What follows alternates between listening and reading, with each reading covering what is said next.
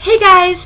Today I'm going to be showing you my to-be-read pile. Is major. In the year 2013, which this is the last day of 2013, I bought a whole bunch of books. There's only one book in this pile that is actually not something that I bought but was given.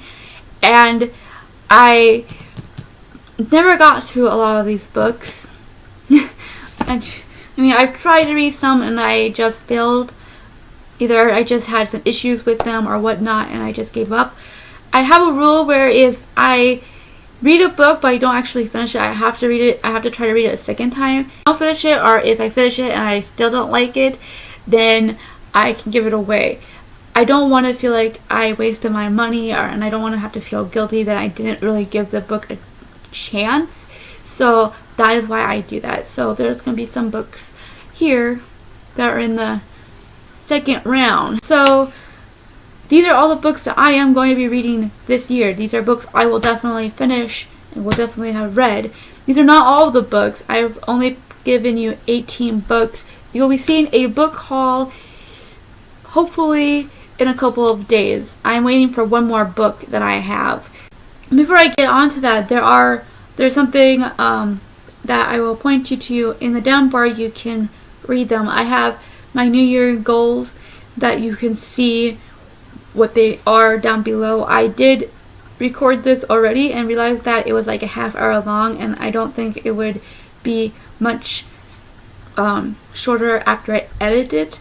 So I decided that I best not do the goals verbally to you guys, so you can just look in the down bar.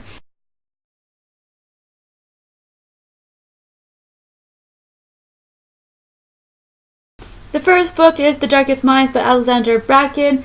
This is about 10-year-old Ruby who wakes up with something changed about her. Her family is scared of whatever it is and calls the police. She's sent to this rehabilitation camp. It's a very brutal government rehabilitation camp, by the way, and it's called Thurmond. And I guess she has some kind of scary abilities or something like that, and she's one of the dangerous ones. So this is basically about how she ends up there and how she escapes it, and a lot of the other things that's going on with the disease and stuff like that. This book is really shiny. And we have Bury Prey by John Sanford, and it doesn't have a cover because I don't like covers when it comes to hardbacks. They just are annoying. So this book is a crime novel, and I like my mystery books. I like the crime novel section, okay? So this is one of them, and this book is about unsolved murders. And the detective that was on the original case, like 20, 30 years later, bodies, he didn't actually find the bodies, but their bodies were found, and this detective comes back to solve the case because this case was a haunting type case, and since it was never solved, he felt a lot of guilt about that. I'm really intrigued by the storyline. I think it's going to be really interesting to see who done it. And then we have White Teeth by Sadie Smith, and this is the first book that you'll be seeing that I actually started to read. Then I lost interest, and I didn't really get far in it, and a lot of the reason why I just kind of lost interest is that I don't like the writing style, and it's just not my thing. I think it's not really the writing itself exactly, but the humor, her style, her humor, I'm just not really into that kind of humor, I guess. And I'm just kind of thinking that she's taking light the fact that he can kill himself, and it was kind of strange. I don't know, very odd, and I just kind of don't like it. Oh god. But I didn't finish it, so I have to give it another try to see if I actually do like it the second time round. So we shall see. And this is basically about a guy who tries to kill himself and what happens after he fails. The fourth book is the #1 Ladies Detective Agency by Alexander Smith. Yeah, I got that. Nicole Smith. And this is about a woman named Precious Ramoutsui. Sorry if I butchered that. And she has created a detective agency, which she called that. And this book is basically about a lot of the several cases that she took on, and one major case that she decides to get involved with and puts herself into danger because of it. And it sounds really intriguing. I'm excited to read it. I did start it, but I didn't finish. Not because I wasn't liking it. I was just, I don't know, I got distracted by things. I really hate myself for not having actually finished the book when I started it, but can't be helped. And then we have Just One Day by Gail Foreman. I wish I hadn't bought this book just because it sounds like it's going to be insta-love. I didn't buy it on a whim. I didn't buy it without knowing what it was about, okay? But I've been having a lot of issues with YA, and if you saw my review this week, you'll know why. But I'm really afraid that this is going to be insta-love. So this book is about Allison Healy, who is on her 3-week post-graduation European trip. And on the last day of her trip, she meets Willem, and she throws all her cares away, things that she normally wouldn't. One thing that she would normally have said no to, throwing all her plans, the organization out the door. And when he invites her to go to Paris with him, she says yes. I'm really sure, like, is this insta love or not? But I'm kind of having this fear that it is. We shall see. Then we have I Captured the Castle by Dodie Smith, and this is about Cassandra and her family who live in a dilapidated, I said that word right, dilapidated castle, and she's 17 years old, and I think she chronicles it through journals. At least someone said that this was kind of journal-like, but I'm not really sure if that's true or not. But it's just about the changes that happen with the castle, with her family, and with her, and love coming into the mix. So I'm really hoping that I like this. Then we have Even Fall by Liz Mikulski, and this is about a ghost. Basically, that's all I know about it. I once knew more, but I'm not really sure exactly anymore. I did try to read this. I wasn't really liking it, and I put it down, so now I have to give it a second chance before I give it away. And I'm pretty sure that I'm not going to like this book. The Thorn Birds by Colleen McCulloch, and this is a huge saga of a lot of things going on. I'm not really sure what it's about exactly, just that it's about dreams, titanic struggles, dark passions, and forbidden love. And this all takes place in Australia. And I'm really excited about that because I've never read a book that's based in Australia. It's the first one. And I've heard that this is really amazing book. And what the heck is that? And so I'm really excited. I did try to read this, but it was just one of those things where I was in a mood, couldn't get into it. So I put it down. And I definitely will finish this book. The selected poetry of Keats. The poetry is put in chronological order of his life. So that sounds interesting. So we basically get to see like how he grew, what changed, I guess. I've read one or two poems from here. I'm kind of on the fence about it, so we'll see what the rest of the poems do for that. Snowflower and the Secret Flower by Lisa C. This book is about Lily and Snowflower. They're both put in arranged marriages at a very young age, and they start corresponding together through fans. And it sounds really interesting. I'm excited to read something that is based in China. I would like to get to see a little bit more of that, and I'm really liking this fan. Isn't that so pretty? Wouldn't you like a fan like that? Oh my goodness.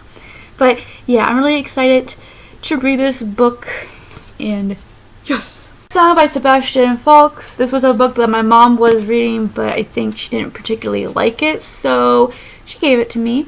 And this is about a Englishman named Stephen Raysford, who I think he was actually a soldier. He's a soldier in the First World War. He starts living with this family. I'm not sure exactly why. And he starts an affair with the man who let him stay in their home, his wife, and it's kind of crazy, weird, and all that. I say and a lot. I apologize. So I don't know if this is going to be something for me, but we'll see. Then we have The Hypnotist by Lars Kepler, and this is about a young boy who, well, it's a crime novel, so it's not only about the boy, but this boy witnessed the murder of his family, and I think he has also attacked himself, but somehow he survived. He was in a coma, and when he wakes up, he doesn't remember what happened, and in order to figure out who did this, they really need to know what happened, and I guess they're at their last straw kind of thing, and so they decide to get a hypnotist. But there's a lot of issues going on with that, because a lot of people are two-sided on this. Should we be really doing this to this child? He went through a traumatic situation. To have him remember it would be wrong. But then there's the other ones. But I'm sure the kid would want us to solve the mystery, and so I did actually try to read this book once, but I have issues with the formatting and a little bit because of the writing. 20 Years After by Alexander Dumas, and this is the sequel to The Three Musketeers. I'm really, really, truly excited to see what happens next with The Casual Fantasy by J.K. Rowling. This is about a small town of people who are left in shock by the death of Barry Fairbrother, and it's just kind of all the things that happened because of his death and everything like that. I did try to read this book, I really did, and I didn't finish it. Did not, so I have to give it a second chance. I do like J.K. Rowling's writing, don't get me wrong. I just had a hard time with how many characters were in this book, and I usually don't have a hard time with that because, come on, I've read the Game of Thrones and I'm almost done with that series, so I don't have major issues. I think it's just because I just had a hard time keeping track of all the characters because there just wasn't names at the top and things like that.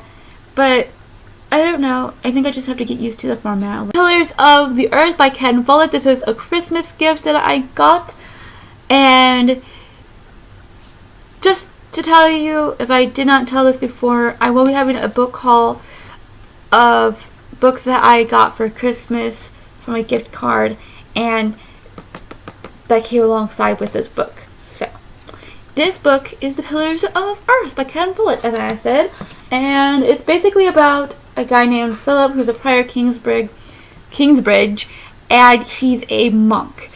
I think he's basically forced to build this Gothic building, and it's just about him and Tom, who's the mason who becomes the architect for this building, and this beautiful, elusive Lady Helena who's haunted by a secret shame. I'm not sure what she has to do with the story itself, but we shall see. They're all interwoven together, and it sounds really, really intriguing. Ken Follett, if you do not know, is actually a thriller writer, so he's stepping into different waters here.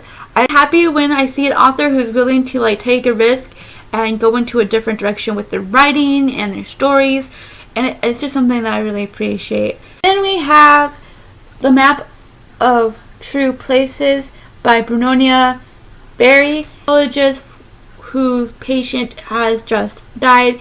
She goes back to the town where the patient lives, which is actually her own hometown, and she ends up taking care of her father. That's pretty much all I know, but I feel like there is more to it that I am not telling that would make the synopsis sound better.